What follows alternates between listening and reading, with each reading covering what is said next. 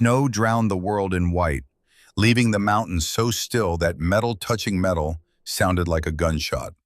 The kind of silence that made you hear your own heartbeat through your gear.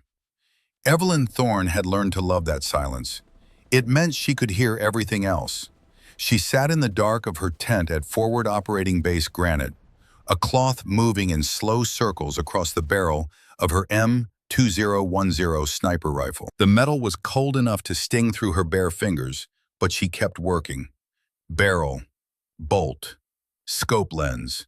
The ritual steadied her the way prayer steadied others. Outside, the Colorado Rockies held their breath under 2 feet of February snow. The rifle had a weight that went beyond its 7 kilograms. Every scratch on the stock told a story. The dent near the magazine well from when she dropped it climbing out of a crashed Humvee in Nevada. The worn patch where her cheek met the wood after 1,000 shots. The faint oil stain on the receiver from the day she'd assembled it in 30 seconds flat during a sandstorm outside Kandahar. She ran the cloth over the scope one more time, watching her reflection distort in the curved glass. 28 years old, hair pulled back tight, eyes that had seen too much and still looked for more. The face of someone who had learned that survival meant seeing what others missed. Her mind drifted back 6 months, always back to that day, August 2023. Different mountains, same silence broken by the wrong sound. A Black Hawk chopper spinning out of control, rotors screaming, black smoke pouring from the tail. She'd been on overwatch, 500 meters up a ridge, watching a valley that was supposed to be clear. The chopper had taken ground fire from a position no one had expected. Small arms, maybe an RPG. It went down hard. The pilot was Captain John Harris. She'd trained with him at Fort Benning 3 years before. Good man. 2 kids. Wife who sent him care packages with homemade cookies that he shared with everyone. The standing order had been clear. Hold position. Wait for QRF, the Quick Reaction Force. Don't break Overwatch. The valley needs eyes. She'd broken that order in under 10 seconds, left her position, ran down the ridge through loose scree that tried to take her ankles, reached the crash site while the metal was still hot enough to blister. Harris was unconscious, buckled in, fuel leaking, and she could smell smoke that meant fire was coming. She'd cut him loose, dragged him 200 meters into cover, and held security until the QRF arrived 12 minutes later. Harris lived, walked out of that valley, went home to his wife and kids. 2 weeks later, he died in a different valley, different mission. No Overwatch that time, or at least not in the right position. Enemy sniper took him from an angle no one had been watching. One shot, clean, professional. Evelyn had stood at his memorial service in the rain, watching his wife cry, watching his kids try to understand why Daddy wasn't coming home. She'd saved him once, but she hadn't been there the second time, and someone else had paid for that absence. The question had lived in her chest ever since. A weight heavier than any rifle. Had she done the right thing, saving one man by abandoning her post? Or had she just delayed the inevitable and put others at risk in the process? She touched the photograph taped to the inside of her rifle case. Harris in his flight suit, grinning at the camera, thumbs up. Someone had written on the back, "To Eve, you gave me more time. That's everything. J.H. More time. 2 weeks more time." Was that worth the 8 men who'd had to adjust their positions because she'd left hers? Worth the patrol that had gone without high cover because their sniper was playing hero? The Army had officially reprimanded her, a formal note in her file. Insubordination with justifiable outcome but unjustifiable process, which was military speak for, you did good but you broke the rules and we can't let that slide. She'd accepted it without argument, because deep down, she wasn't sure if she'd been right or reckless. The tent flap opened. Cold air rushed in, carrying snow. Sergeant Wyatt Brennan stepped inside, stomping his boots. 35 years old, Texas accent, beard thick enough to hide half his face.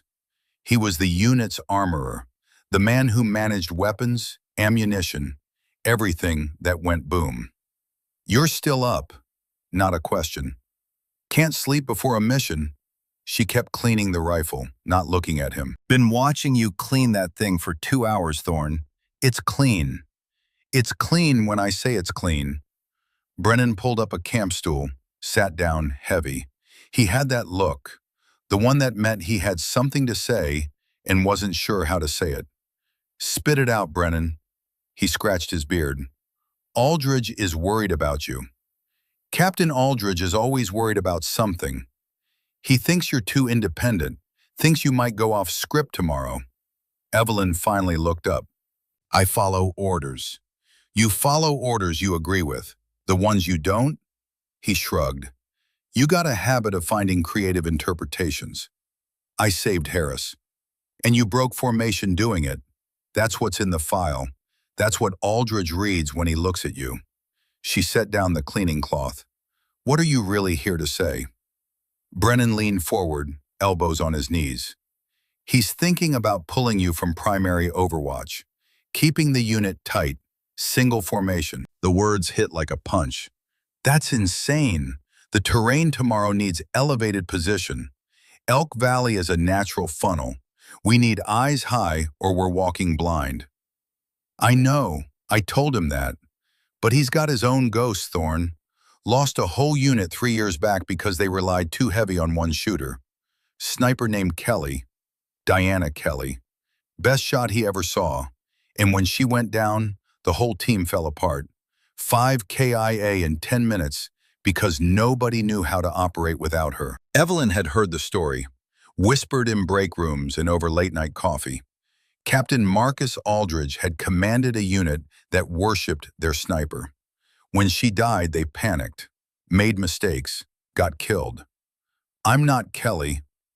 I know that, you know that, but Aldridge, he sees every talented sniper as a potential single point of failure. He'd rather have a decent team that works together than a great individual who makes everyone else weak. That's not how Overwatch works. We don't make people weak. We give them eyes they don't have. Try telling him that. Brennan stood, stretched. Just tomorrow, at the briefing, don't push. He's looking for reasons to prove his point. And if his point gets people killed? Brennan didn't answer. He just looked at her with tired eyes, then left. Evelyn sat alone with her rifle and her doubts. Outside, the wind picked up, rattling the tent fabric. The mountains were speaking in their cold language. She'd learned to listen to that language, learned that silence was temporary and snow hid more than it revealed. She thought about Kelly, a woman she'd never met but whose ghost apparently sat in every briefing room, every tactical discussion. A cautionary tale. Be too good and you become a liability. Be indispensable and you make others expendable. She closed the rifle case, locked it, lay down on her cot fully dressed. Tomorrow would come whether she slept or not, but sleep didn't come. Just the memory of Harris's wife crying in the rain. Morning broke, gray and cold. The kind of dawn that didn't believe in color, just shades of white and darker white. Evelyn stood in the shower building, letting lukewarm water run over her face, trying to wash away the night. The water never got hot at FOB Granite. Something about the elevation and the generator load. You learn to appreciate warmth in all its insufficient forms. She dressed in layers, base layer, thermal, fleece, soft shell, every piece chosen for function. Weight versus warmth versus mobility. The math of survival. Checked her sidearm, her knife, her medical kit. The small rituals that kept soldiers alive. The mess hall smelled like coffee and disappointment. Powdered eggs, toast that had seen better days, fruit cups from cans. She filled a tray anyway. Your body needed fuel, whether the fuel tasted good or not. Corporal Ethan Calloway sat at a corner table, picking at his eggs. 23 years old, blonde hair buzzed short, face still holding onto the softness of youth. He was the unit's combat medic, which meant he carried the weight of keeping people alive when bullets decided otherwise. Morning, Sergeant Thorne. He had an Ohio accent that made every word sound earnest. Calloway, she sat down across from him. You ready for today? Always ready. He pushed his eggs around. People are saying Captain Aldridge might change the formation. Keep us tight. People say a lot of things. But is it true? Because the terrain, I was looking at the maps, and it seems like we really need someone up high to see what's coming. She looked at him, really looked. He was scared, not of the mission, but of going in blind. Smart kid. Calloway, listen to me. Whatever formation we use, you do your job. You keep your aid bag ready, you stay close to whoever needs you, and you remember your training. That's all you can control. But if we had Overwatch, we might not. Either way, we adapt. He nodded, but the worry didn't leave his eyes. She understood. First deployment energy. Everything felt like it mattered because everything did matter. Later, if you survive long enough, you learn to separate what you could influence from what you couldn't. But that was a lesson written in scars. Ethan, she said, using his first name deliberately, you're going to be fine. You've got good instincts. Trust them. He managed a small smile. Thank you, Sergeant. And if things go sideways, you stay low, you move fast, and you don't freeze. Can you do that for me? Yes, ma'am. Good man. The briefing room was small, overcrowded, and smelled like wet gear. 12 people crammed into a space meant for 8. Maps on the walls, satellite photos, terrain models. Captain Marcus Aldridge stood at the front, 42 years old, graying hair cut military precise, face that looked like it had forgotten how to smile. He was Virginia-born, Virginia-raised, and he ran operations like he was defending his family's honor. Everything by the book, every protocol observed. The kind of officer who believed that discipline was the only thing standing between civilization and chaos. Listen up, his voice cut through the ambient noise. Mission today is interdiction. Crimson Ridge Militia has been running supplies through Elk Valley. We're going to shut that down. He used a laser pointer on the map, red dot tracking along a narrow corridor between two mountain ridges. Valley is 8 kilometers long, narrows to 200 meters at the choke point. Ridges on both sides, approximately 45-degree slopes. Weather window is tight.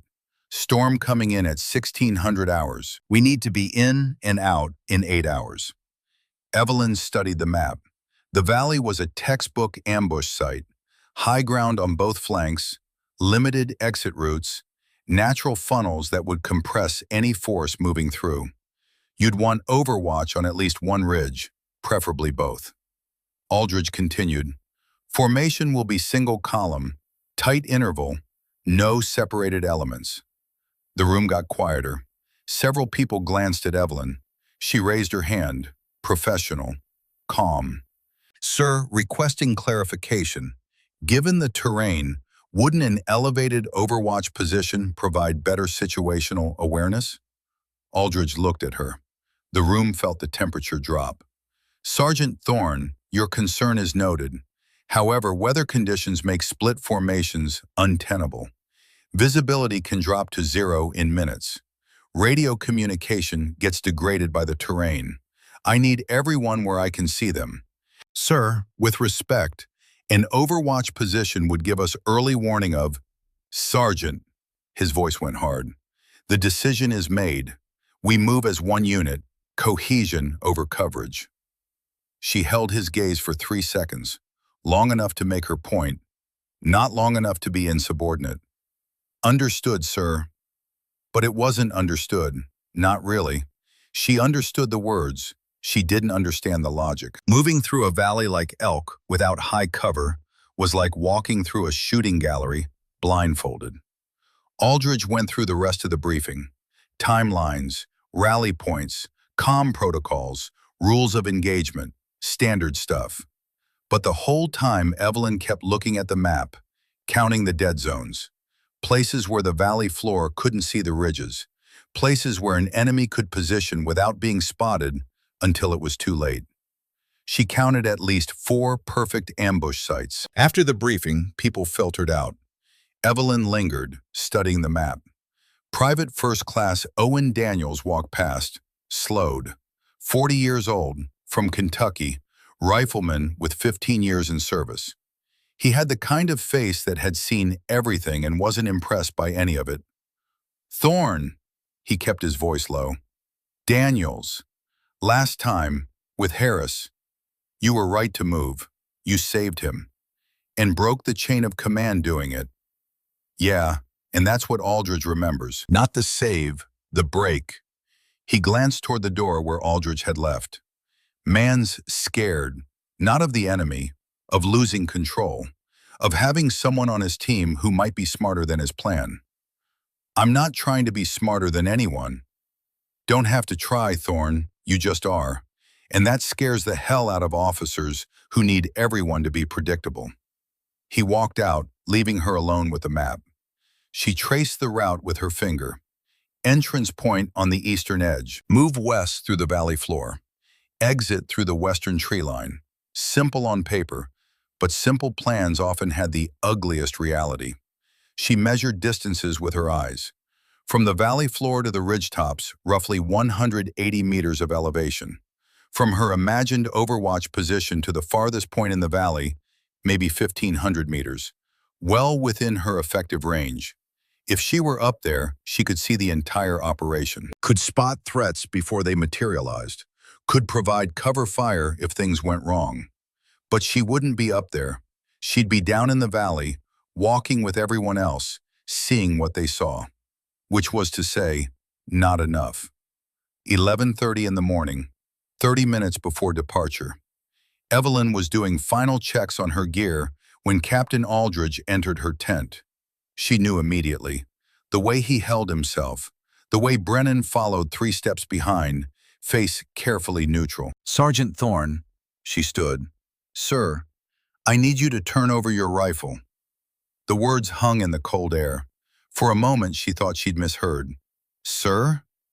Your M2010. Turn it over to Sergeant Brennan. You'll carry a standard M4 carbine for this mission. Her hands tightened on the rifle case. Captain, that's my assigned weapon. I'm qualified as... I know what you're qualified as, Sergeant, and I'm making a tactical decision to adjust our loadout. This doesn't make sense. If you're worried about weight distribution or... I'm worried about you breaking formation. His voice stayed level, but there was steel underneath. You have a documented history of independent action. Last August, you abandoned your overwatch position to effect a rescue. Outcome aside, that decision put the entire patrol at risk. I saved Harris. You broke orders. You created a gap in our coverage that could have been exploited. And while Harris survived that day, he's dead now. So maybe your intervention just delayed the inevitable. The words hit like a slap. She felt heat rise in her chest. Sir, with respect, you're making a mistake. The terrain demands that we operate as a cohesive unit, not as a collection of individuals making independent judgment calls. You've proven you can't be trusted to maintain position when you think you know better. I do know better. The words came out before she could stop them. Aldridge's face went hard. That attitude right there is why I can't have you carrying a weapon that gives you the range to act unilaterally. With an M4, you're part of the formation. With that rifle, you're a potential problem. Evelyn looked at Brennan. The armorer wouldn't meet her eyes. She looked back at Aldridge, saw something in his face she hadn't expected. Not anger, fear. Sir, you lost a unit because of a sniper. His jaw tightened. I lost a unit because I let them become dependent on one person. Sergeant Diana Kelly was the best shot I ever commanded. And when she went down, my men forgot how to fight. 5 of them died because they'd never learned to operate without her. I won't let that happen again. I'm not Kelly. No, you're Evelyn Thorne. Different name, same problem. You're too good at what you do, and that makes everyone else weaker. They defer to you. They wait for you to see the threat instead of developing their own awareness. You don't make this team stronger, Sergeant. You make it fragile. The assessment was so wrong it took her breath away. But she saw in his eyes that he believed every word. This wasn't about tactics. This was about trauma, about a man trying to prevent a nightmare from repeating. Captain, please, I understand your concerns, but taking my rifle doesn't solve the problem. We need elevated position. We need long-range eyes. The valley is a funnel and we're walking into it blind. We'll have each other. That's enough. Sir, it's not. Snow turns sound into deception. Distance becomes invisible. Without someone high, we won't see threats until they're on top of us. Then we'll deal with threats as they emerge, together. She tried one more time. I know that valley terrain. I've trained in environments like this. I can cover the unit. I can stop an ambush before it develops. But I need the rifle to do it. Aldridge stepped closer.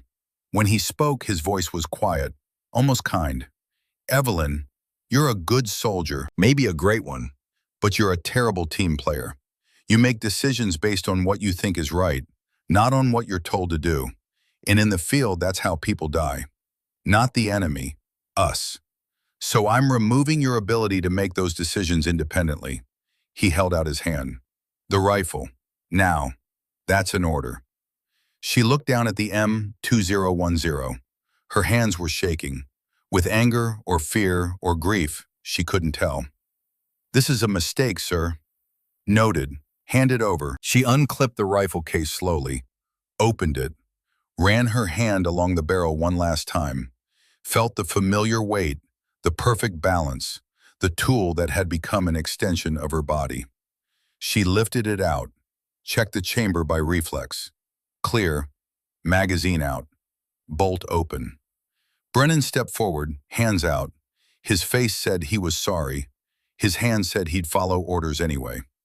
Evelyn placed the rifle in his hands, watched him take the weight, watched her capability walk away. You'll carry this. Aldridge handed her an M4 carbine. Standard infantry weapon, good for close to medium range, effective to maybe 300 meters in perfect conditions. In snow and wind, half that. She took it, felt how short it was, how limited. Sir, this is going to get people killed. Your opinion is noted. Be ready to move in 20 minutes. He left. Brennan lingered. Thorne, don't. She kept her eyes on the M4. You're following orders. I get it. For what it's worth, I think he's wrong. Doesn't matter what you think. Doesn't matter what I think. She looked up at him. But when this goes bad, remember that you were here. Remember that you took the one thing that could have prevented it. Brennan's face went pale. He nodded once, turned, walked out with her rifle. Evelyn sat on her cot, holding the M4. The weapon felt wrong in her hands. Too light, too short, too blind. She thought about refusing the order, thought about going over Aldridge's head, thought about a dozen ways to fight this decision. But none of them would work. Aldridge had the authority, he had the trauma, and he had the rank. All she had was the certain knowledge that he was making a fatal mistake. Outside, someone called out that trucks were loading. Time to move. Time to walk into a valley that demanded eyes on high ground, with nothing but ground-level sight and hope. She checked the M4, loaded a magazine, chambered a round, set the safety, did all the mechanical things that muscle memory demanded. But her mind was already in the valley, already seeing the approaches, already counting the places where an enemy could hide, could wait, could kill. And she wouldn't see them coming. None of them would. Because the eyes that should have been watching from above were now locked in a weapons locker, useless. The convoy formed up. 9 people, 4 Humvees, supplies for 8 hours, ammunition calculated for expected contact. Everything planned, everything controlled, everything predictable. Aldridge stood by the lead vehicle, clipboard in hand, checking names. Every soldier accounted for. Every piece of equipment logged. Order maintained. Evelyn climbed into the second Humvee. Ethan Calloway sat across from her, medical bag between his knees. He looked at the M4 in her hands, then at her face. Where's your rifle? Your real rifle? Change of plans. But why would they? Orders, Calloway. We don't question orders. He heard the bitterness in her voice, opened his mouth to say something, then closed it. Brennan was in the Humvee ahead of them. She could see the rifle case next to him, her capability, her eyes, locked away because a captain was fighting the ghost of a dead sniper instead of the living threat. The convoy rolled out, 4 vehicles moving through snow-packed roads, headed east toward Elk Valley. The mountains rose around them, white and indifferent, beautiful and deadly. Evelyn watched the terrain through the window, measured angles, calculated sightlines, did all the things her training demanded, even though she couldn't act on any of it. Beside her, Ethan was quiet, nervous energy radiating off him. He kept touching his medical bag, checking pouches, counting supplies. The small rituals of fear. You ever been in a real firefight, Calloway? He looked up. No, Sergeant. I mean, I've been shot at, but never sustained contact. You will be, probably today. His face went paler. You think? I think we're walking into terrain that's perfect for an ambush, and we're doing it without proper overwatch. So yeah, I think someone's going to try something. What do? You do your job. When people get hit, you patch them. You don't think. You don't freeze. You just move and work. Can you do that? I think so. Thinking isn't enough. You have to know. He swallowed hard, nodded. I can do it. Good, because I won't be able to see what's coming. None of us will. So when it happens, it's going to be fast and ugly. Stay low, stay focused, and trust your training. The convoy wound through mountain passes, elevation climbing. The air got thinner, colder. The kind of cold that found every gap in your clothing and reminded you that nature didn't care if you lived or died. They passed the burned-out shell of a militia checkpoint. Old fight, old war, blackened concrete and twisted metal, snow trying to hide the scars. Evelyn thought about Harris again, about the choice she'd made, about the choice Aldridge was making now. Both of them trying to save lives. Both of them convinced they were right. But only one of them would be proven correct by what came next. The convoy slowed, stopped. They'd reached the staging point, eastern edge of Elk Valley. From here, they go on foot. People dismounted, checked gear, loaded weapons, the small sounds of preparation, metal on metal, fabric rustling, breathing visible in the cold. Aldridge gathered them in a circle, wind whipping his words away, making him repeat himself. We move in column, Aldridge on point, then Daniels, then Brennan, Calloway, Thorne, then the rest. Maintain visual contact at all times. No one separates from the formation. Questions? Silence. Good, we're burning daylight. Move out. The formation fell into line. Evelyn took her position in the center. The place where you put people you don't trust to be on the edges, where you can see them, control them. They entered the valley, snow crunched under boots. The sound carried farther than it should have in the stillness, every step announcing their presence to anything with ears. Evelyn scanned the ridges automatically, left, right, measuring distances her rifle could have covered, but her carbine couldn't, seeing the dead zones, the blind approaches, the perfect hide sites. The valley opened before them, deceptively peaceful under its blanket of white. She noticed it first at a shallow bend, where a seasonal stream dipped under the snow and left a hollow. The drift was too smooth, too perfect. She knelt, brushed the surface with her glove, found what she was looking for, a dragline, something heavy pulled through snow, too straight to be animal, too recent to be old. She scraped deeper, found grit, bark fragments, soil, the residue of something dragged along frozen ground, and underneath, faint but unmistakable, the smell of diesel fuel. Her stomach went cold. She keyed her radio. Overwatch to lead, Aldridge's voice came back. You're not Overwatch, Thorn. Use correct call signs. Thorn to lead. I've got a drag line here. Bearing 280. Possible explosive transport. Recommend we halt and investigate. Negative. Animal track. Game hauling a kill. Keep moving. Sir, this is an animal. There's diesel residue and… Sergeant Thorn, I've seen 100 drag marks in snow. They all look suspicious.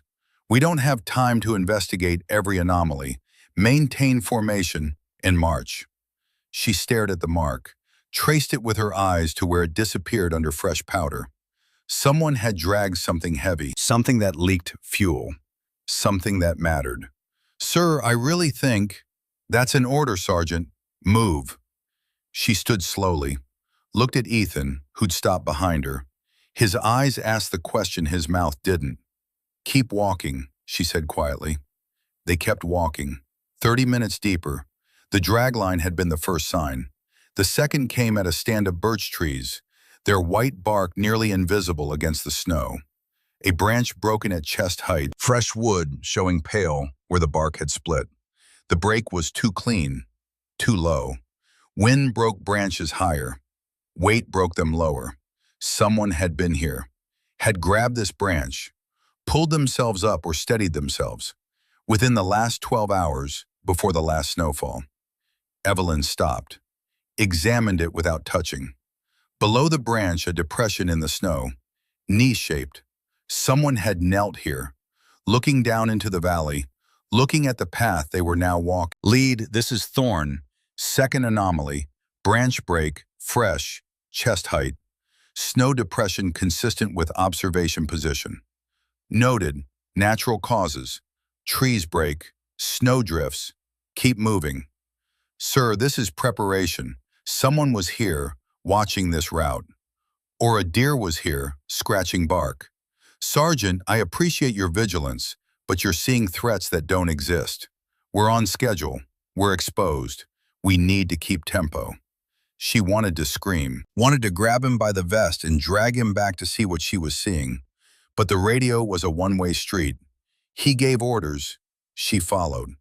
Or she broke the chain and became the problem he already thought she was. Daniels walked past her, slowed, looked at the branch. You see it too, she said quietly.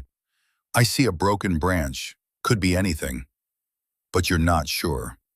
He met her eyes. No, I'm not sure, but I'm not the one making calls, and neither are you. Not today. He kept walking. The valley narrowed, the choke point approaching. Two ridges leaning inward like jaws closing. This was where an attack would come, where every tactical manual said to be most careful. And they were walking into it in a tight column, eyes on the ground, no one watching the high places. Evelyn's training screamed at her. Everything she'd learned, everything she'd practiced, every instinct developed through 1,000 hours of observation said this was wrong.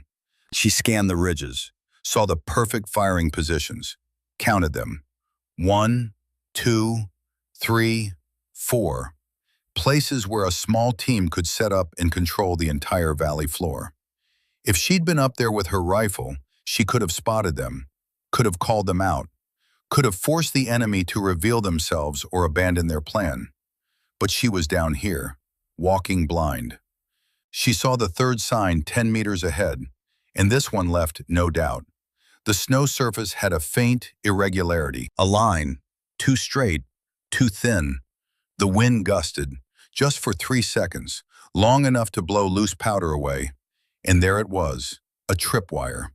Nylon, maybe 2 millimeters thick, stretched across the path at ankle height, covered with a dusting of snow that made it nearly invisible. 3 seconds. That's how long she had to see it before the wind stopped and fresh snow settled back into place. But 3 seconds was enough. She stopped, threw up her fist, the signal for halt. The column compressed. Aldridge turned, irritation on his face. Evelyn ran forward. Stop! Tripwire! 12 o'clock! 5 meters! Aldridge froze. Where? She pointed, but the wind had stopped. The snow had settled. The wire was gone, hidden again. Right there, I just saw it, 3 seconds ago when the wind cleared. Aldridge walked forward carefully, looked where she pointed, saw nothing but smooth snow. Thorn, I don't see anything. It's there, covered. The wind showed it for a moment. Or you saw a shadow, a stick, something. Sir, I know what a tripwire looks like. It's there. He stared at the snow. The rest of the unit watched, waiting. Finally, he looked back at her, and his face showed what he was thinking. She'd been wrong, twice. Dragline was animals. Branch was natural. Now she was seeing wires that didn't exist. Sergeant Thorne, I think you're letting paranoia affect your judgment. That's what happens when you expect threats. You start seeing them everywhere. Captain, I'm not paranoid, I'm trained. And I'm telling you there's a wire right there. I'm looking right at it and seeing nothing. What I am seeing is a soldier who had her rifle taken away and is now trying to justify why she needed it.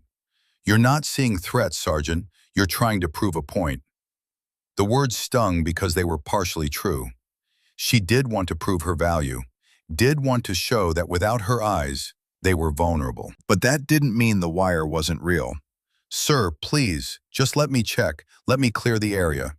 We don't have time. Storm's coming. We're already behind schedule. He looked at her hard. If you continue disrupting this formation, I will remove you from the mission entirely. Is that clear? Sir, is that clear? Every eye on her, every soldier watching to see if she'd push, if she'd break, if she'd prove Aldridge right about her being unable to follow orders. She had a choice. Refuse, insist, potentially save lives but definitely end her career. Or obey. Trust that maybe she was wrong. Maybe it was shadows and paranoia. Maybe Aldridge knew something she didn't. Except she knew she wasn't wrong. Knew it in her bones, in the part of her brain that had kept her alive through a dozen deployments. But knowing didn't matter if no one believed you. Clear, sir? Good. Fall back into position. We're moving. She fell back, watched Aldridge turn and continue forward. Watched the column start moving again. Watched them walk toward the wire she'd seen. And she counted steps, counted distance, waited for the sound she knew was coming. 15 steps, 20, 25. Maybe she'd been wrong. Maybe it was shadows. Maybe the pop was small, almost polite, like someone snapping their fingers. But the result was anything but polite. The lead soldier, Private Jensen, pitched forward. His leg bent wrong. Snow fountained up red. A mine. Pressure activated. Buried just under the surface. Not where she'd pointed. 10 meters off. Which made Aldridge think she'd been wrong. For exactly 3 seconds. Then Ethan Calloway, the young medic, did what medics do. He ran forward to help. And he stepped exactly where Evelyn had pointed. The tripwire she'd seen triggered the Claymore mine hidden beside the path. The explosion lifted Ethan off his feet and threw him 3 meters. He landed face down in snow that immediately began turning red. Evelyn saw it in slow motion.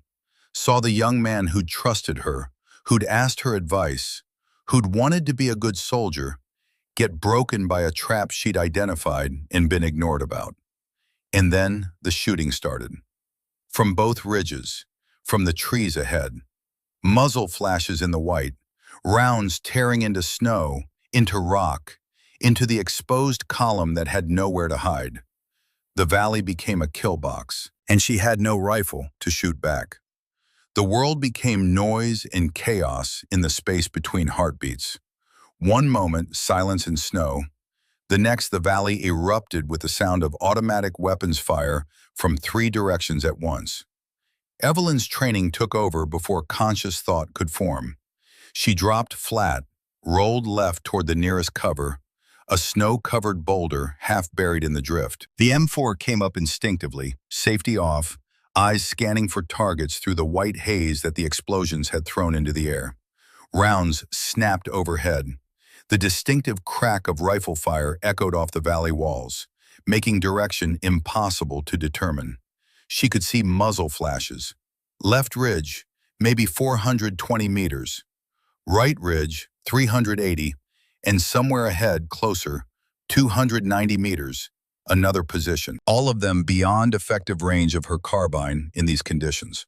She might as well have been throwing rocks. Jensen was down, screaming, the kind of screaming that meant catastrophic injury. His right leg was gone from the knee down, the snow around him turning into a red lake. He was trying to crawl, making the bleeding worse, going into shock. Ethan lay motionless, 15 feet away, face down, not moving, blood spreading under him in the snow. Daniels, the veteran rifleman, had dropped beside Jensen and was trying to drag him toward cover. Rounds chewed up the snow around them, geysers of white erupting with each impact. Aldridge was shouting orders into his radio, but the words were getting cut apart by the echo and the gunfire. The formation had dissolved. 9 people scattered across 50 meters of open ground, pinned down by overlapping fields of fire from elevated positions. It was a perfect ambush, and someone had planned it perfectly. Evelyn fired a burst toward the left ridge. 3 rounds, 4, 5. Watched them kick up snow 200 meters short of the target. The M4 didn't have the range, not in this wind, not at this angle. She was shooting to make noise, not to hit. Shooting to maybe make someone duck for half a second while Daniels dragged Jensen to safety. Brennan appeared beside her, dropping into the snow so hard his breath exploded out. His rifle, an M4 like hers, came up and he fired toward the right ridge. Same result. Rounds falling short. Useless. "Where's your rifle?" he shouted over the gunfire. "Where you left it," she shouted back. "In the Humvee, 4 kilometers behind us." His face went white. Understanding hit him like a physical blow. They needed long-range capability. They needed someone who could reach those elevated positions. They needed exactly what Aldridge had taken away. More gunfire from ahead. A machine gun. The sound was different, heavier. Someone had set up a crew-served weapon in the trees. The rounds came in long, sustained bursts, chewing through their position, forcing everyone to stay low. Private Lawson, one of the riflemen, tried to move to better cover. A round caught him in the shoulder, spun him around. He went down hard, clutching the wound, blood running between his fingers. 4 casualties in 30 seconds. The ambush was working exactly as designed. Aldridge finally made it to cover behind the same boulder Evelyn was using. His face was pale but controlled, years of training keeping panic at bay. "Thorne, do you have eyes on the shooters?" 3 positions, left ridge, right ridge, and forward in the trees, all elevated, all outside carbine range. "Can you suppress them?" "Sir, I can make noise. I can't reach them. We need—" She didn't finish. They both knew what they needed. Both knew who'd made the decision to leave it behind. Aldridge's jaw clenched. "Then we break contact, fall back to—" "We can't," Evelyn pointed. "They've got the rear covered too. Look." Behind them, 50 meters back, more muzzle flashes. A 4th position she hadn't counted. Someone with discipline who'd waited to reveal themselves until the unit was fully committed. They were in a pocket, a kill box, trapped between snowbanks that were too high to climb and too soft to provide real cover. The enemy had studied this ground, had placed mines to break the formation, had positioned shooters to cover every exit. Whoever had planned this knew exactly what they were doing. Aldridge keyed his radio. "Granite Base, this is Eagle 6. Troops in contact. Multiple casualties. Requesting immediate CASEVAC and air support. Grid, static. The valley walls were blocking transmission.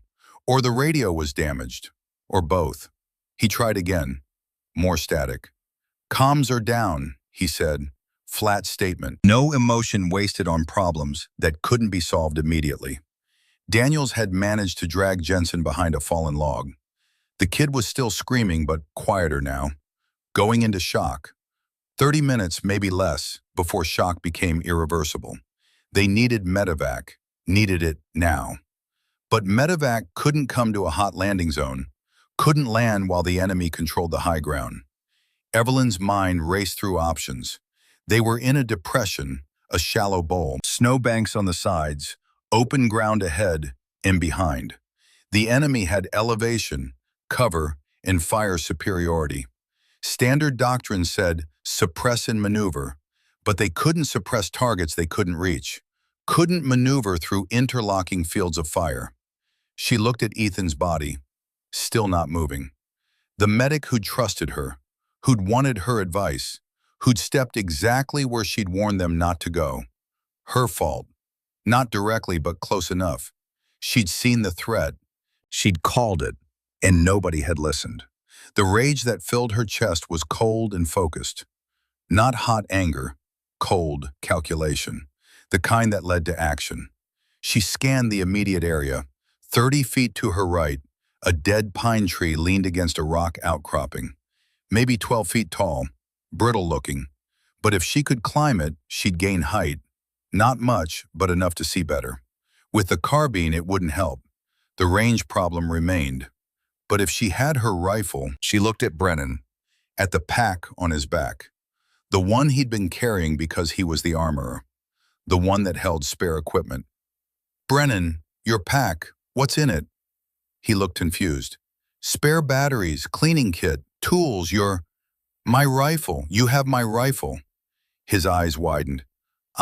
Yeah, I was supposed to secure it back at base, but we were loading fast and I just threw it in my pack to deal with later. Hope and fury mixed in her chest. Her rifle was here, had been here the whole time, within reach.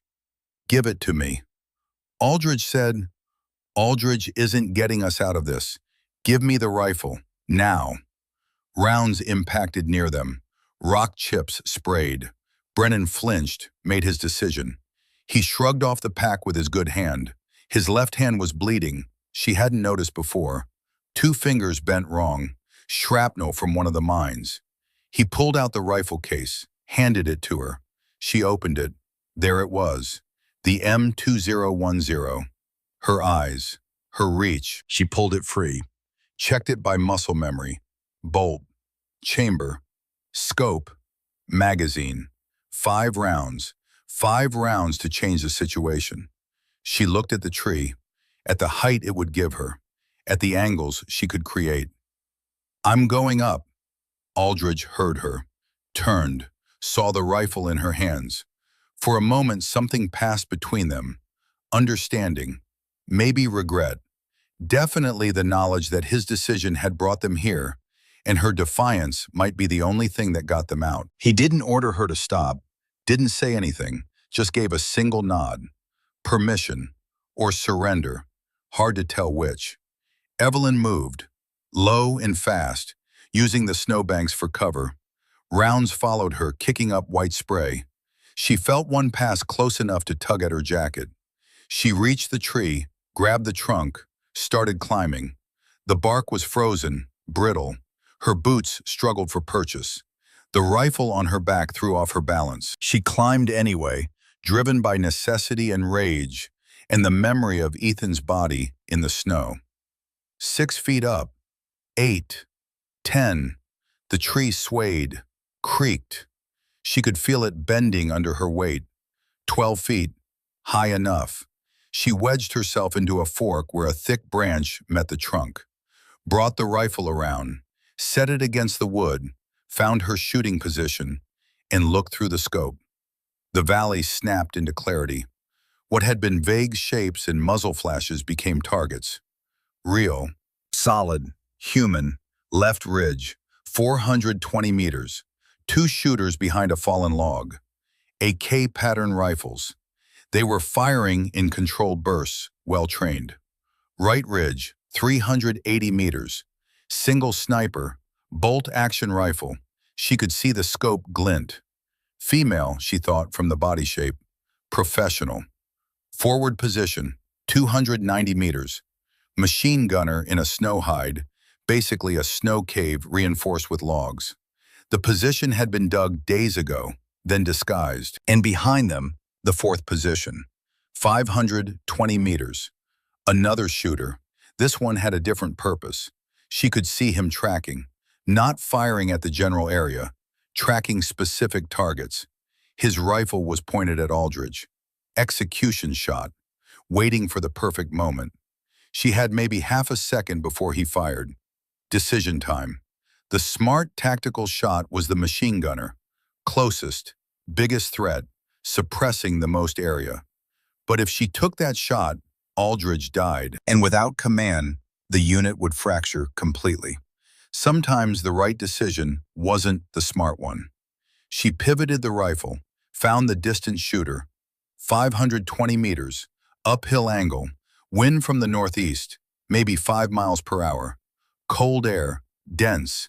Bullets would fly true but drop faster. She made the calculations in the space of a breath. Adjusted the scope. 2 minutes of angle up for elevation. Half minutes of angle right for wind. Exhaled halfway. Let her heart beat slow. Found the rhythm between pulses. Squeezed the trigger. The rifle cracked. The recoil pushed against her shoulder. Familiar and right. Through the scope, she saw the distant figure jerk and fall. Headshot. Center mass would have been safer, but she'd needed to guarantee the drop. No chance for return fire. But now they knew where she was. Rounds started hitting the tree. Bark exploded. She felt the trunk shudder with each impact. The branch under her started to crack. No time to celebrate, no time to breathe.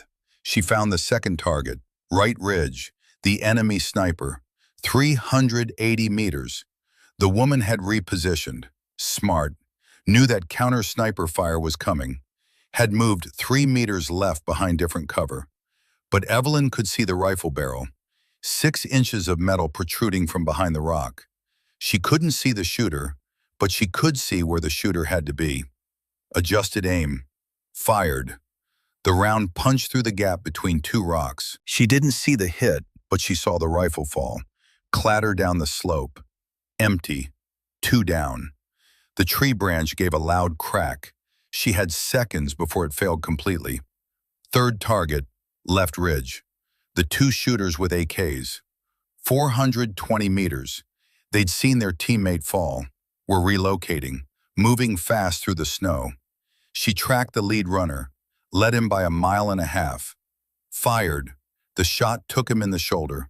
Not a kill, but he went down, rifle dropping. The second shooter dove for cover. She'd lost the angle. The branch snapped. Evelyn fell. 12 feet straight down into snow that hit like concrete. The impact drove the air from her lungs.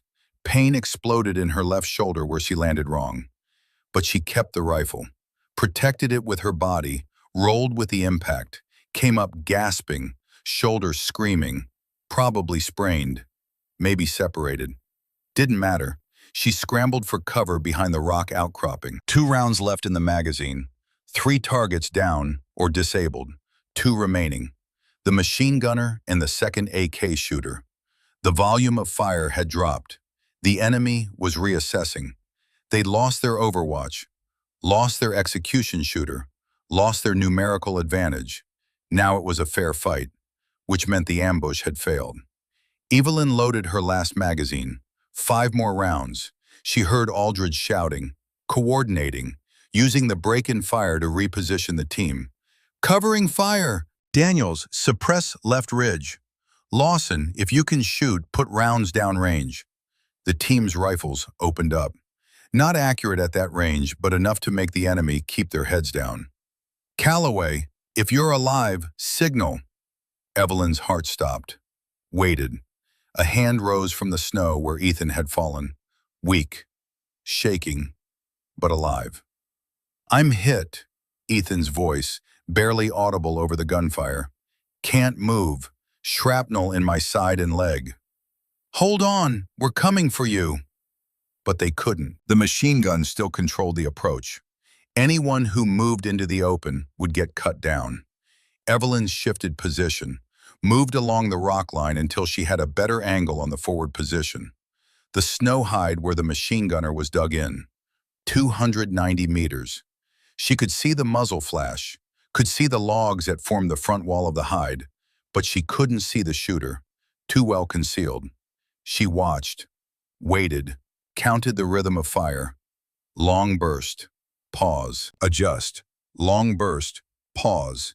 In the pause, the gunner would have to reload, shift position, present a target for maybe 2 seconds. She waited for the next burst, counted, 5, 6, 7, 8 seconds, pause. She saw it, a shape behind the logs, moving, just a silhouette through the gap. She fired. The round went through the gap, through the machine gun's receiver, into the gunner behind it. The machine gun went silent, but something went wrong. The bullet must have hit the ammunition belt. Secondary explosion, small but enough. Flames erupted from the hide. The gunner came running out, on fire, screaming. Daniel shot him. Mercy kill. One left. The AK shooter on the left ridge. Evelyn scanned. Couldn't find him. He'd gone to ground. Smart. Without support, without the machine gun, his best move was to break contact. Disappear into the mountains. She waited. 30 seconds. A minute. No more fire. The valley went quiet except for the wind and Jensen's whimpering and the ragged breathing of 9 soldiers who just survived a professional ambush by the narrowest margin. Aldridge was moving before the echo faded. Daniels, Brennan, get to Callaway. Lawson, watch our 6. Thorne, maintain overwatch. Evelyn climbed onto a higher rock, scope sweeping the ridges, looking for movement, for the glint of a scope, for any sign the last shooter was still in play. Nothing. Below, Daniels and Brennan reached Ethan, started dragging him toward cover. The young medic was conscious, crying, trying to help, but his legs weren't working right. Evelyn watched them, watched Ethan's face, pale, shocked, hurt, alive. Her fault he was hurt, but at least not her fault he was dead. Jensen was in worse shape. Daniels had gotten a tourniquet on the stump where his leg used to be, but he'd lost a lot of blood, was barely conscious. Lawson had a through and through in the shoulder. Painful, but not life-threatening if they could stop the bleeding. Brennan's hand was mangled. 2 fingers definitely broken, maybe more damage. 4 casualties out of 9, nearly half the unit. All preventable if someone had listened 3 hours ago. Aldridge made his way to Evelyn's position. His face was gray, aged 10 years in 10 minutes. Thorne, sir, that was, you saved. He couldn't finish the sentence, didn't need to. They both knew. Sir, we need to call for Casevac. Jensen won't last long. Comms are still down, the valley walls. Then we need to move to higher ground, get line of sight to base. He nodded, looked at the bodies of his men, the wounded, the tactical disaster his decisions had created. I was wrong, he said quietly, about the rifle, about you, about everything. Sir, this isn't the time. No, it is exactly the time, before anyone else dies because of my ego. He looked at her. You called it 3 times. The drag line, the branch, the tripwire. And I dismissed every warning because I was fighting my own ghosts instead of the actual enemy. Captain, I let Kelly's death make me afraid of talent instead of teaching my men how to use it, and it almost got us all killed. Evelyn wanted to be angry, wanted to rage at him for Ethan's injury, for Jensen's leg, for all of it. But looking at his face, she saw something that made anger impossible. She saw a man who'd already punished himself worse than anything she could say. Sir, we're still in hostile territory. We need to move. Recriminations can wait. He straightened, found his command voice again. Right, Thorne, you've got point now. You see anything, you call it, and I listen. Clear? Clear. Good. Let's get our people home. The movement out of the valley was slow, brutal. They had to carry Jensen and half carry Ethan. Lawson could walk but needed support. Every 100 meters took 15 minutes. Evelyn stayed ahead, rifle up, scanning. The last shooter was still out there somewhere. Could be running. Could be setting up for another attack. Could be calling in reinforcements. She trusted nothing. They found a rise in the terrain, high enough to clear the valley walls. Aldridge tried the radio again. This time, static resolved into a voice. Eagle 6, this is Granite Base. We read you weak. Say again your traffic. Granite, Eagle 6, troops in contact. 4 urgent casualties. Need immediate CASEVAC to our position. Grid 472-839. Copy Eagle 6. Be advised, weather is deteriorating. We have one window. Birds up in 15 mics. 15 minutes. Jensen had to hold on for 15 minutes. They set up a perimeter on the rise. Evelyn maintained overwatch, scope sweeping the approaches, looking for threats that might come. Ethan was conscious now, talking. Brennan had patched the worst of his wounds. Shrapnel in his side and thigh. He'd need surgery, but he'd live. Evelyn made her way to him, knelt down beside where he lay on a thermal blanket.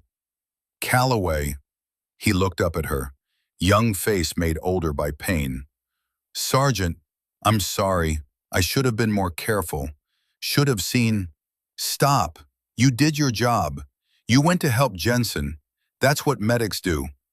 But you warned us about the tripwire, and nobody listened. I should have said something. Should have backed you up. His voice cracked on the last words. Tears on his face, freezing in the cold. Ethan, she used his first name. You're 23 years old. You're not supposed to overrule a captain. That's not on you. But I knew you were right. I felt it, and I stayed quiet because I was scared of looking stupid. She put her hand on his shoulder, gentle. You survived. That's what matters. And you're going home. Back to Ohio.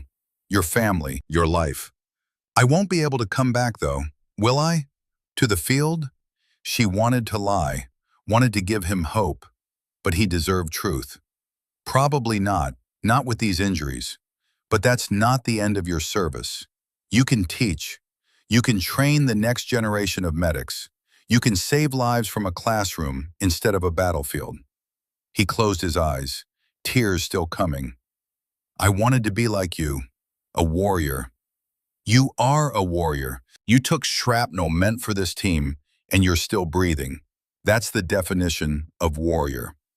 He managed a weak smile. Then his face went serious. You were right. You saw it all. And we didn't listen. I didn't listen. You were following orders. That's what soldiers do. Even when the orders are wrong? She didn't answer. Couldn't.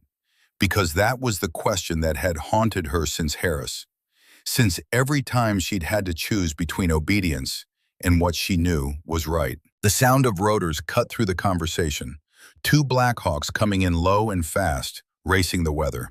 They landed in a storm of rotor wash, snow flying, medics jumping out before the skids touched ground.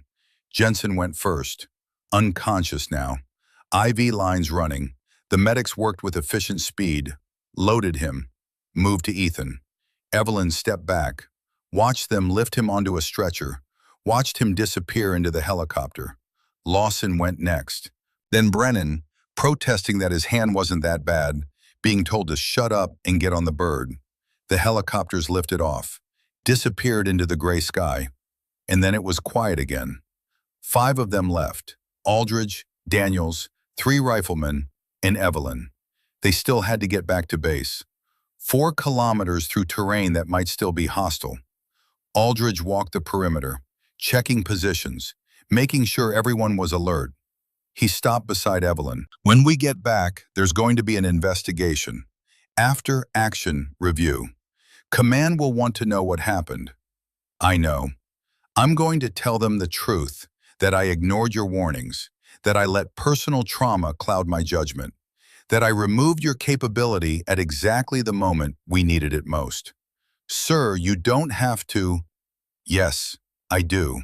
Because if I don't, this happens again. To another unit. Another commander who thinks discipline matters more than skill, who's more afraid of losing control than losing lives. He paused, looked at the valley where they'd nearly died.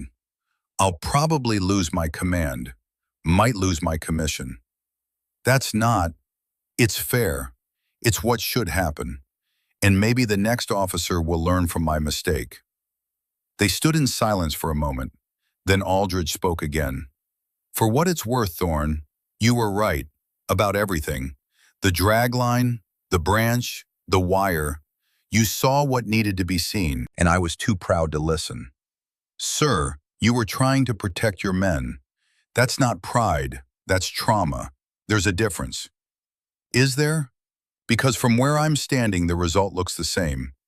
Good men hurt because I couldn't see past my own fear. Evelyn didn't have an answer for that. Sometimes there wasn't an answer, just consequences and the weight of living with them.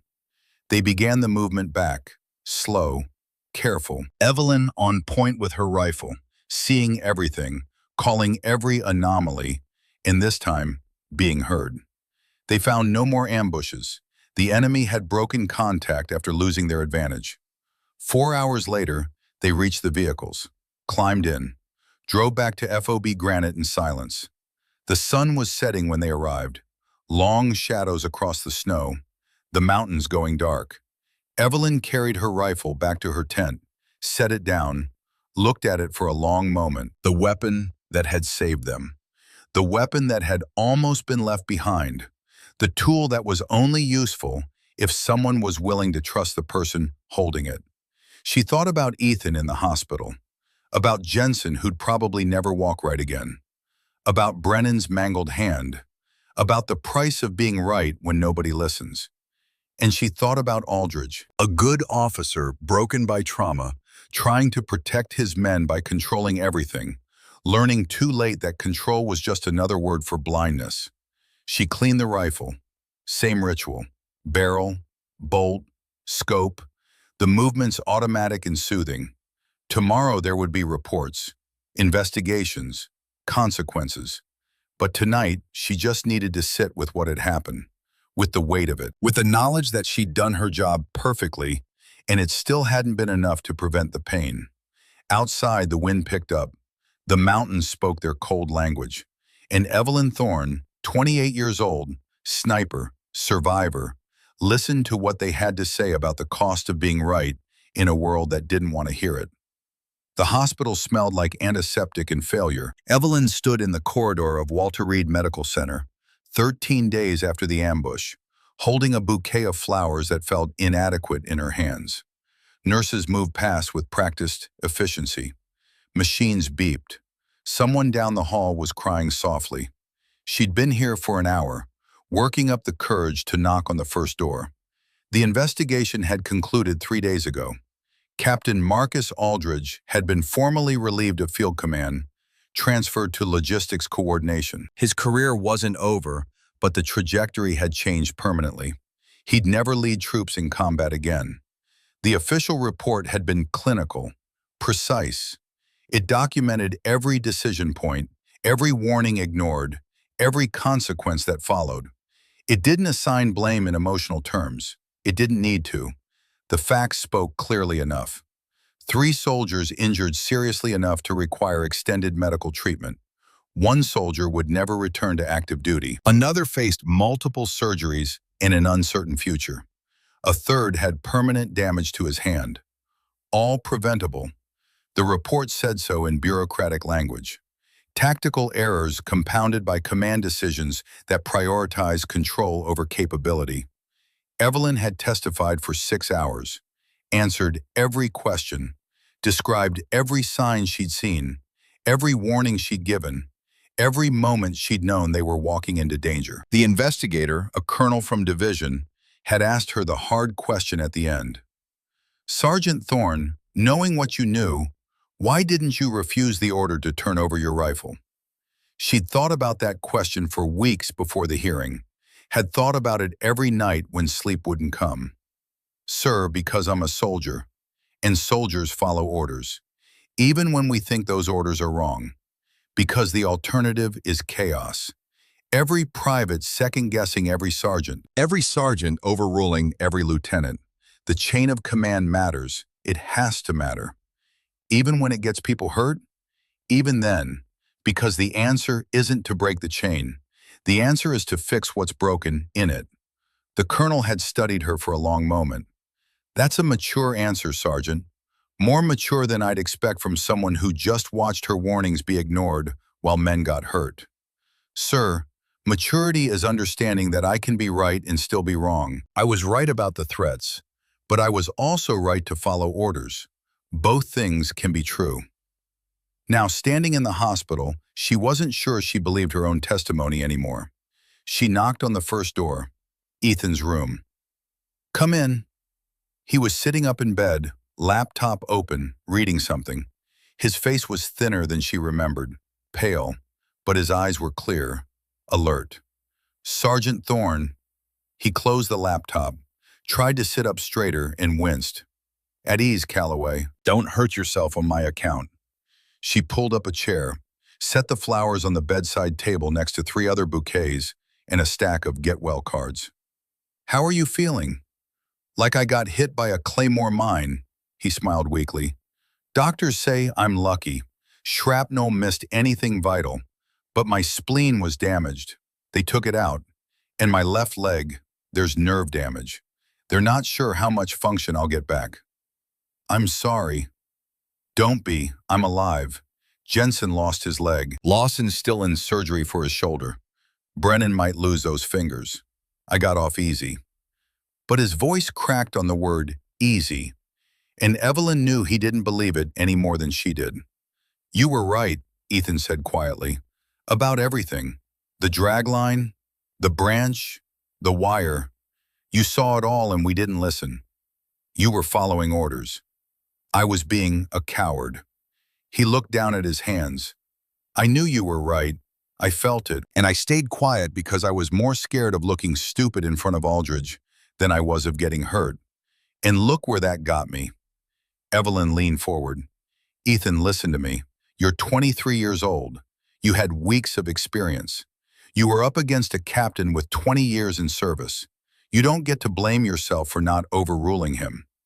But you would have. If you were me, you would have spoken up. Maybe, and maybe I would have gotten court-martialed for insubordination. There's no winning move in that situation.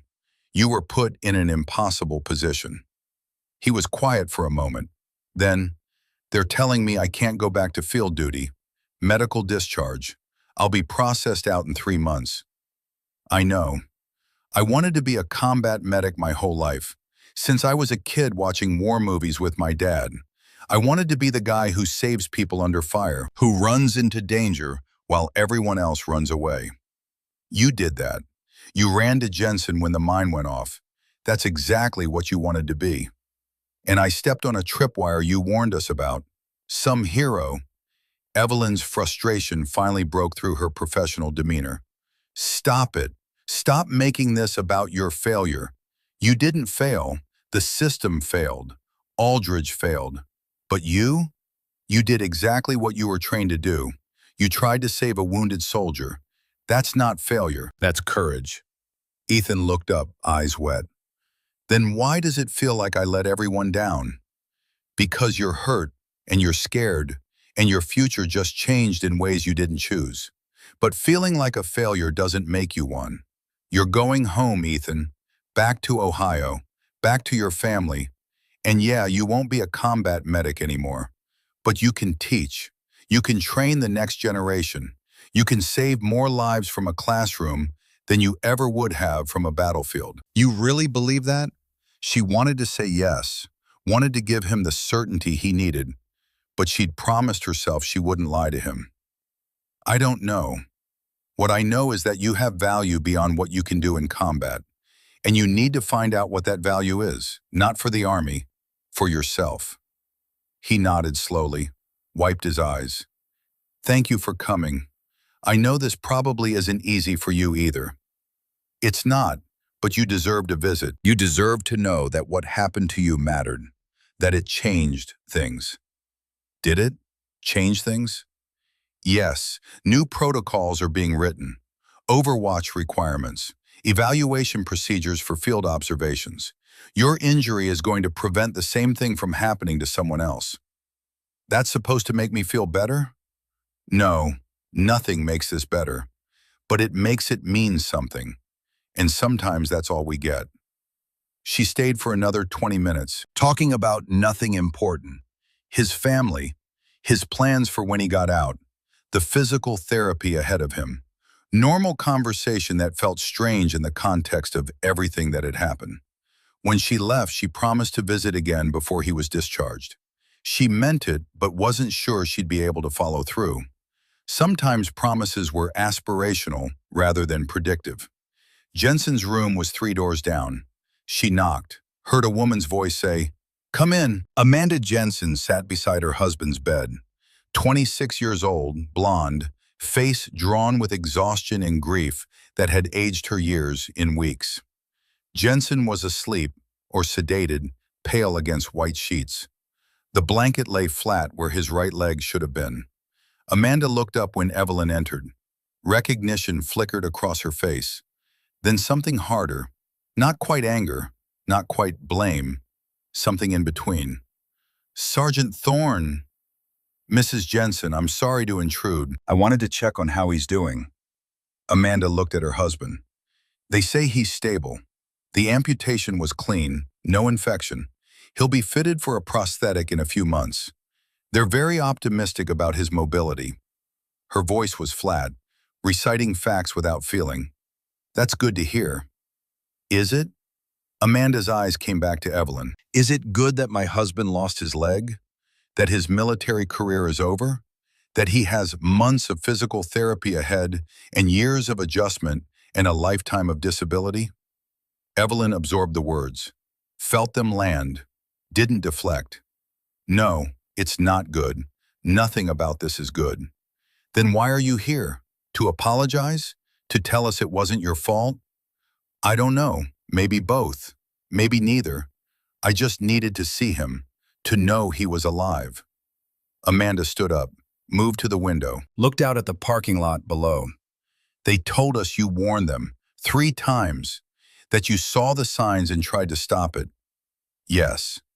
And they didn't listen." "No. So this is Captain Aldridge's fault, not yours." Evelyn hesitated. The easy answer was yes. The truthful answer was more complicated. "It's the system's fault. It's a command structure that doesn't know how to balance authority with expertise. It's training that teaches obedience over judgment. It's a lot of things. But yeah, the immediate decision was Aldridge's." Amanda turned back. "Do you know what the hard part is? It's not the anger. I can process anger. It's the fact that my husband did nothing wrong. He was just walking where he was told to walk, following orders like a good soldier. And now his life is completely different, because someone else made a bad decision." "I know." "Do you? Because you still have both your legs. You still have your career. You get to walk away from this." The words stung because they were true. Evelyn had survived intact, had even been validated. Her warnings had been proven correct. Her capabilities had been demonstrated. She was the hero of the story in every official sense. But she didn't feel like a hero. She felt like someone who'd watched a car crash in slow motion and couldn't stop it. "You're right, I do get to walk away, and I'm going to carry that for the rest of my life, knowing I could see what was coming and couldn't prevent it." Amanda's face softened slightly. Not forgiveness, but maybe understanding. "I don't blame you, Sergeant Thorne. I want to. It would be easier if I could point at one person and say, 'You did this.'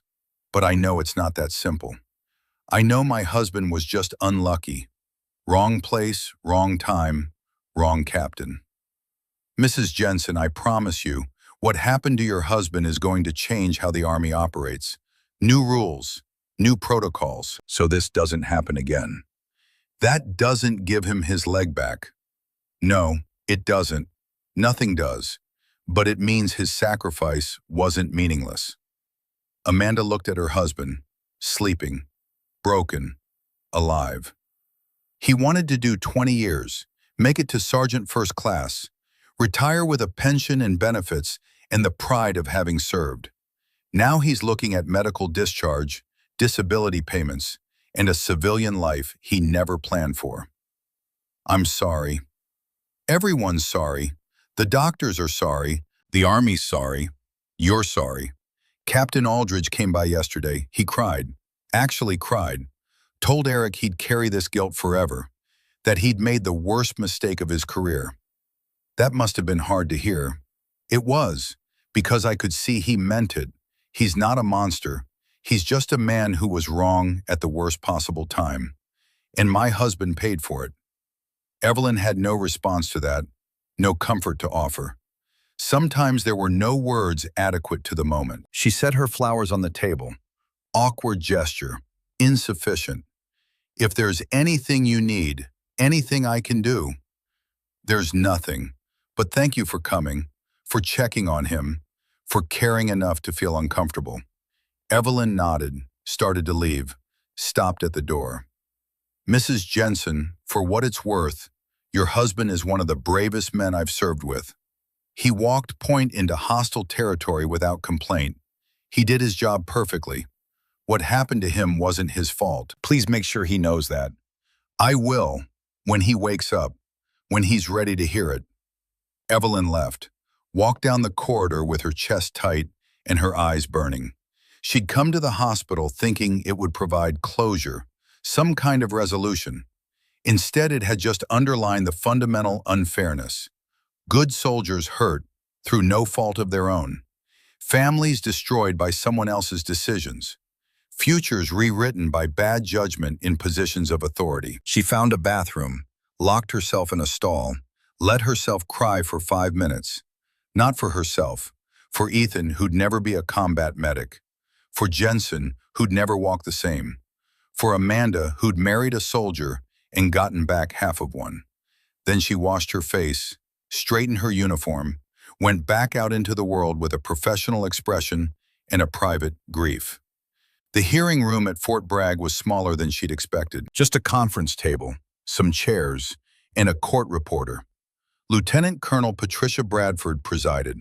48 years old, career officer, reputation for fairness and brutality in equal measure. Aldridge sat across the table, alone. No lawyer. He'd waived his right to counsel, said he wanted to answer for his decisions directly. Evelyn was there as a witness. She'd testified earlier. Now she was observing the judgment phase. Bradford read from the investigation report. Her voice was clinical, dispassionate. Captain Aldridge, this board finds that your decision to remove Sergeant Thorne's designated marksman rifle from her possession prior to the Elk Valley operation demonstrated a failure of tactical judgment that directly contributed to the casualties sustained by your unit. Aldridge sat perfectly still, face impassive. Furthermore, your repeated dismissal of Sergeant Thorne's field observations regarding indicators of hostile activity demonstrated a pattern of command decisions based on personal bias rather than tactical assessment. Bradford looked up from the report. Do you dispute these findings? No, ma'am. Do you wish to provide context or mitigation? No, ma'am. The facts speak for themselves. I made decisions based on my fear of losing control rather than the tactical requirements of the mission. 3 men were seriously injured as a direct result. I accept full responsibility. Bradford studied him for a long moment. Captain Aldridge, you've been an Army officer for 20 years. Your record prior to this incident is exemplary. Multiple commendations, combat experience, leadership positions. How do you reconcile that record with what happened in Elk Valley? Aldridge was quiet for a moment. When he spoke, his voice was steady but hollow. Ma'am, I let my trauma from a previous loss override my training. 3 years ago, I lost a unit because they were too dependent on a single specialist. When she died, they couldn't function. That experience made me believe that individual excellence was a vulnerability rather than an asset. I became more concerned with preventing that scenario than with using the capabilities I had available. In other words, you were fighting the last war instead of the current one.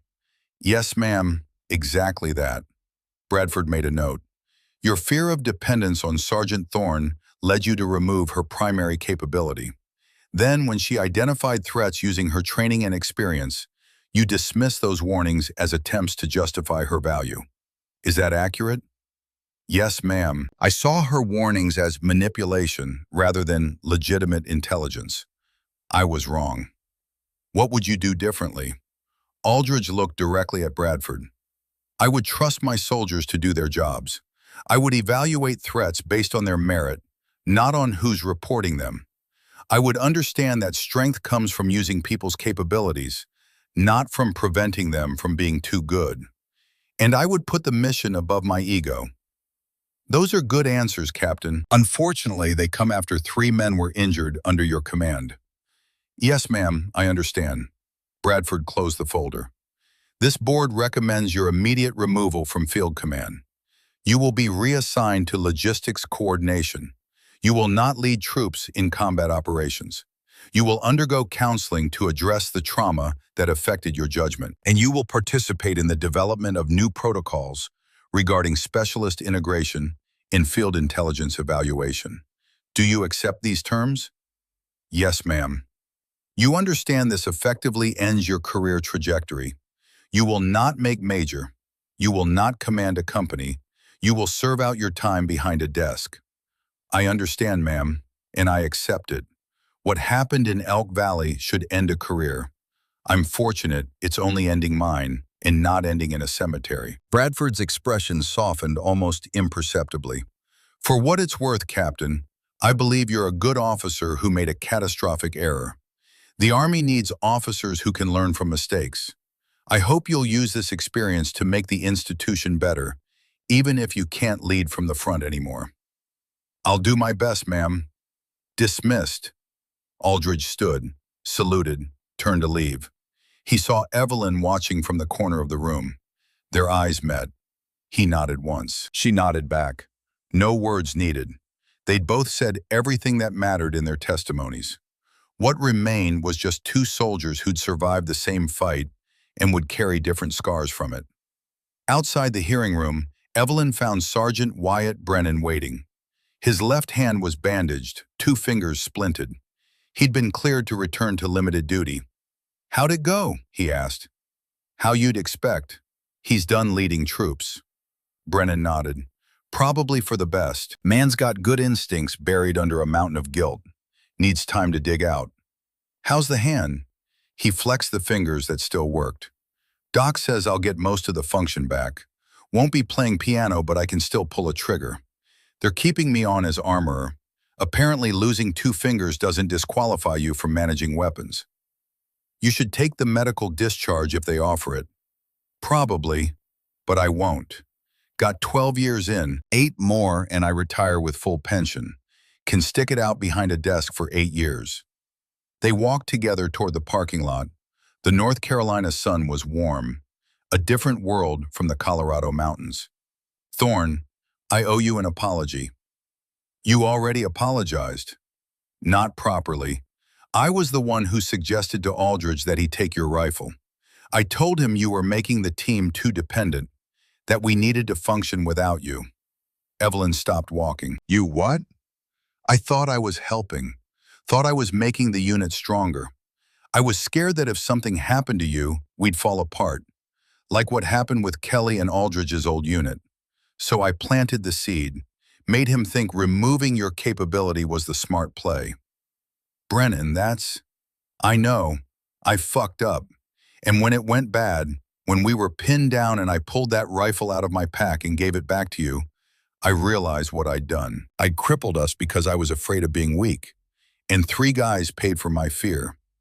He looked at his bandaged hand. These fingers are my reminder.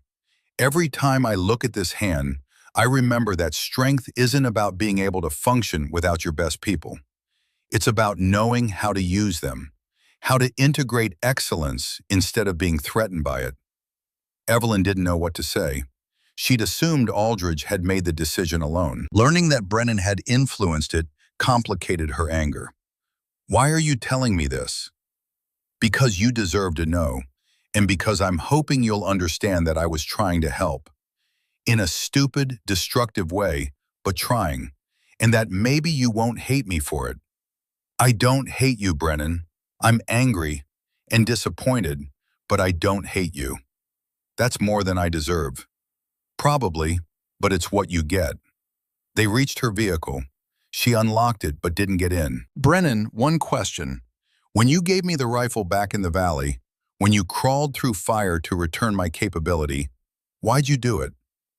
Because I saw Calloway lying there bleeding, and I realized what he would have said if he could speak. We needed your eyes, and I'd taken them away. That's a good answer. Too bad it came after the damage was done. Evelyn climbed into her vehicle, started the engine, looked at Brennan through the window. We all make decisions we regret. The question is, what we do after. You owned it. You're trying to fix it. That counts for something. She drove away, leaving him in the parking lot with his bandaged hand and his guilt. 25 days after Elk Valley, Lieutenant Garrett Hayes took command of the unit. 31 years old, from Montana, with a reputation for being both strict and flexible. He'd studied the after-action report extensively, had requested a meeting with Evelyn before his first mission brief. They met in the command office. Hayes was tall, rangy, with the kind of face that looked perpetually skeptical, but his eyes were sharp, assessing. Sergeant Thorne, thanks for making time. Sir, I read what happened multiple times, and I want to be clear about how we're going to operate going forward. Here it comes, Evelyn thought. New commander, new rules, new attempt to control what can't be controlled. I need your skills, Hayes said. Your ability to read terrain, to identify threats, to provide overwatch capability. Those are assets this unit desperately needs.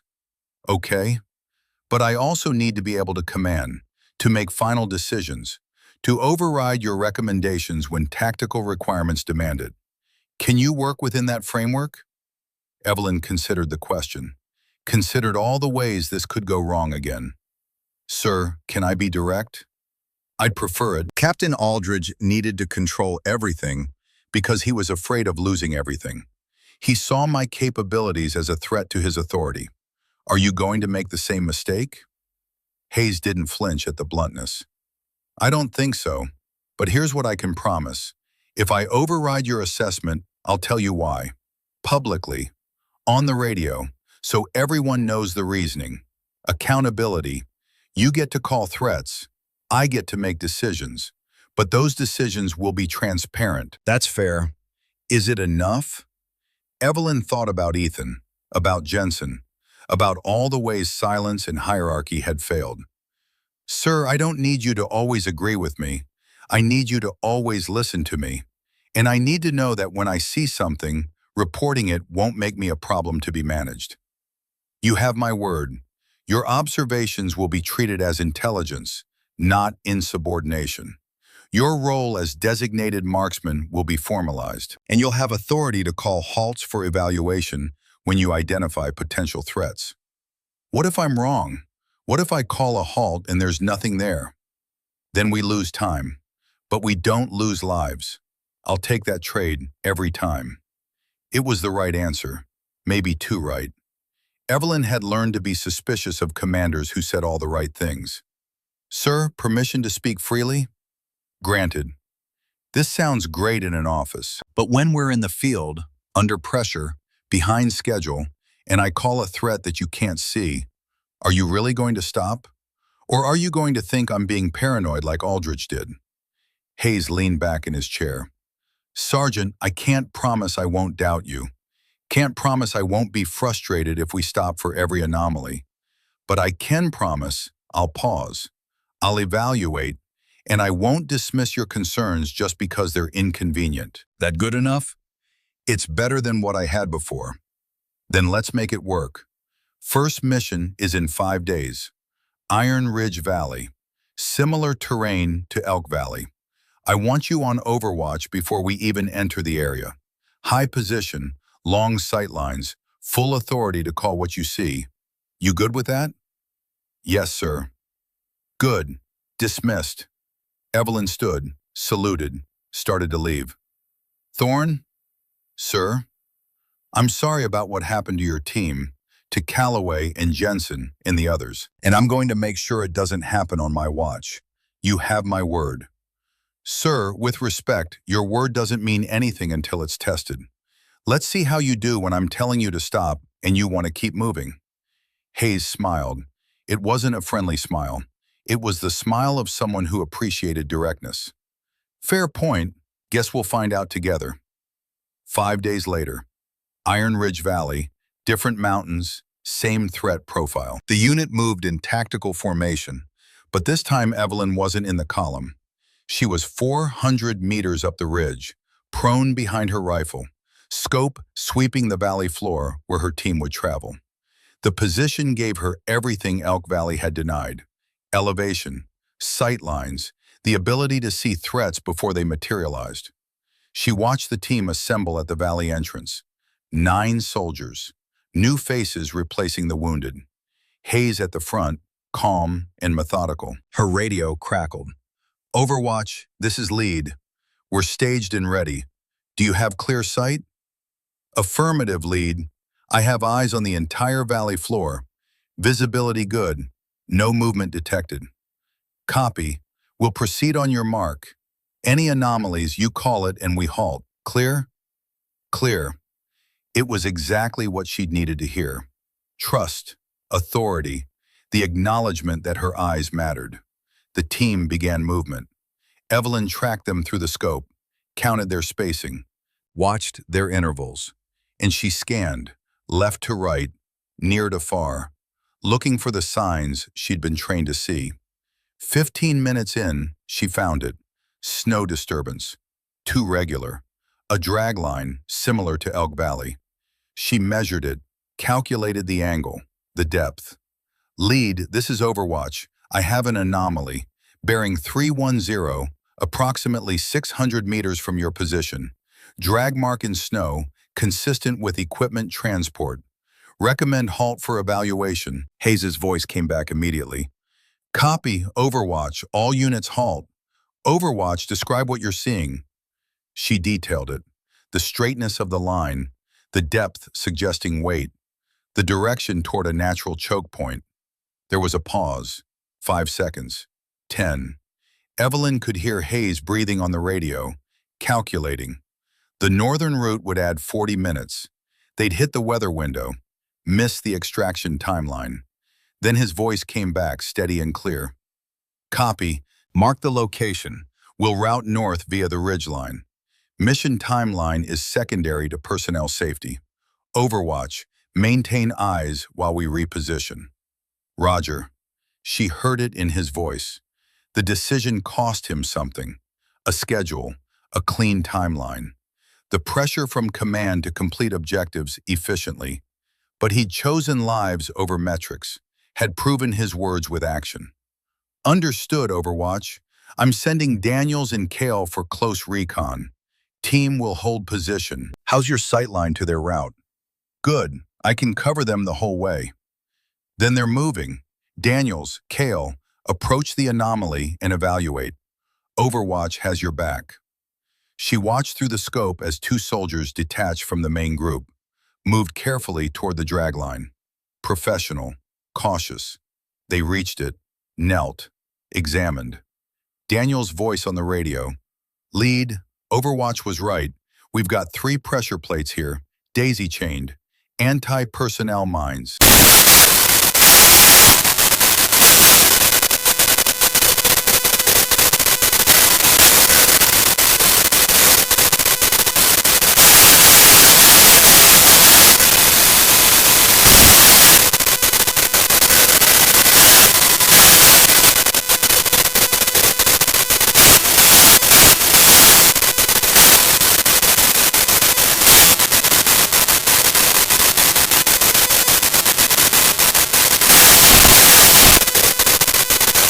No mines, no ambush, no casualties. 4 hours later, they completed the mission. Supply cache destroyed. No contact with enemy forces. Everyone home, intact.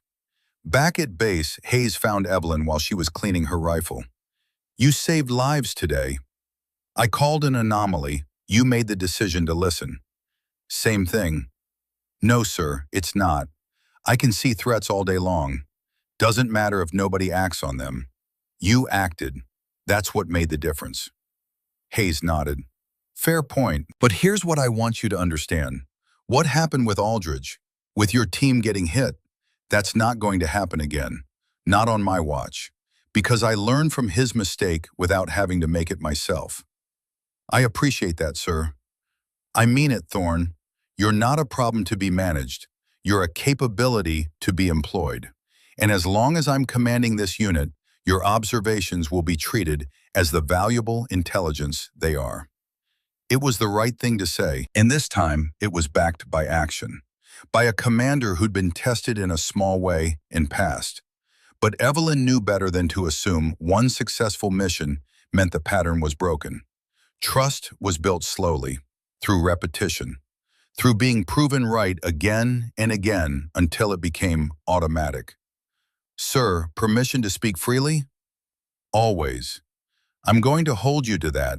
Every mission, every decision. If you start dismissing my calls, if you start thinking you know better, I'm going to push back, publicly if necessary.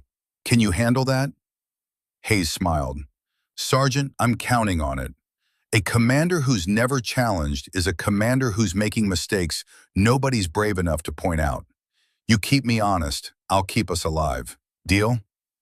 Deal. She went back to cleaning her rifle. Hayes watched for a moment.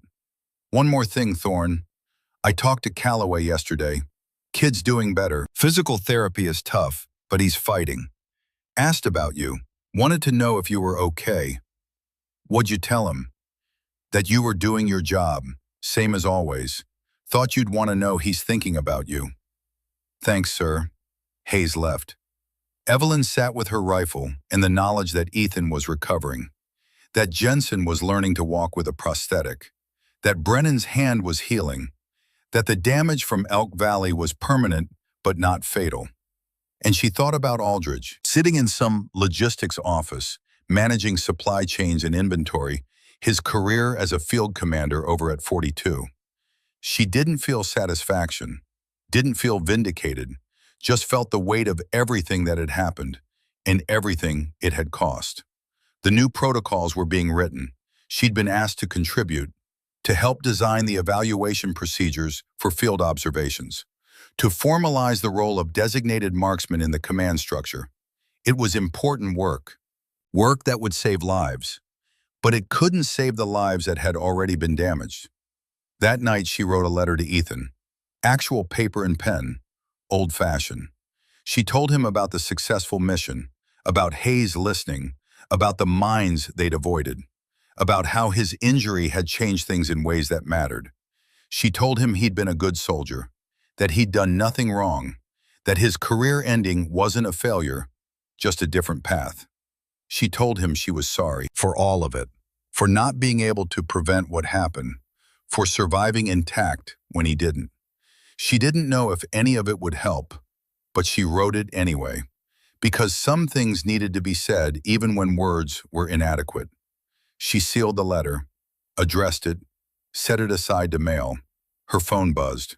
A text message. Unknown number. Sergeant Thorne, this is Marcus Aldridge. I know I have no right to contact you, but I wanted you to know that the new protocols you're helping write are being adopted division-wide. Your work at Elk Valley is changing how we train commanders. It won't bring back what was lost, but it might save the next generation. Thank you for doing what I should have done. M.A. She stared at the message for a long moment, didn't reply, didn't delete it either. Just set the phone down and let the words exist between them. An acknowledgement, not forgiveness, but perhaps understanding. Some wounds healed, some didn't. Some just became part of who you were. Then she lay down on her bunk and stared at the ceiling. Tomorrow there would be another mission, another valley, another chance to see threats and call them and hope someone listened. But tonight, she just needed to sit with the cost. With the knowledge that being right hadn't been enough, that skill and training and perfect observation had still resulted in good soldiers getting hurt. The mountains outside were dark, silent, holding their secrets. And Evelyn Thorne, 28 years old, sniper, survivor, closed her eyes and tried to sleep, knowing that when the dreams came, they'd be filled with snow and explosions and the sound of Ethan Calloway screaming her name. but also knowing that tomorrow she'd get up and do it again. Because that's what soldiers did. They carried the weight. They learned the lessons. They tried to prevent the next disaster, even when they couldn't forget the last one. The rifle sat beside her bunk, cleaned, ready, her eyes, her reach, her responsibility. And this time, when they gave her the chance to use it, she'd be ready. Not because she wanted to be a hero, but because she'd seen what happened when the eyes went away. The cost was too high, the price too permanent, the damage too real. So she'd watch, and she'd call, and she'd hope that the next commander, and the one after that, and all the ones who came after, would remember the lesson written in blood on the snow of Elk Valley. Listen to the sniper. Trust the eyes. Because the alternative wasn't just failure. It was brothers and sisters in arms paying for someone else's pride with their bodies and their futures and their dreams. And no mission was worth that price. No schedule, no ego, no fear of losing control. Nothing was worth it. 6 weeks after Elk Valley, Evelyn stood on the same ridge where she'd climbed the tree. Snow had covered the bloodstains. Wind had erased the tracks. The valley looked peaceful again, as if nothing had happened. But she knew better. She'd learned that mountains remembered even when they looked clean. That silence held more truth than noise. That the cost of being right when no one listened was measured in empty spaces where brothers and sisters used to stand. She raised her rifle, sighted down the valley, calculated windage and elevation for a shot that would never come. Then she lowered it, turned away, walked back toward the team waiting below. Hayes was there, and Daniels, and new faces learning to trust the eyes on the ridge. They would listen, or they would learn. One way or another, the lesson had been written. In blood, in snow, in the permanent truth that some mistakes only needed to happen once. Evelyn Thorne, 28 years old, sniper, survivor, teacher of hard lessons, descended the ridge. The rifle on her back, the weight in her chest, the knowledge that tomorrow she'd climb again. Because that's what snipers did. They watched, they waited, they called what they saw, and they hoped, always hoped, that this time someone would listen before the snow turned red. The mountains kept their watch, silent, knowing, unforgiving, and so did she.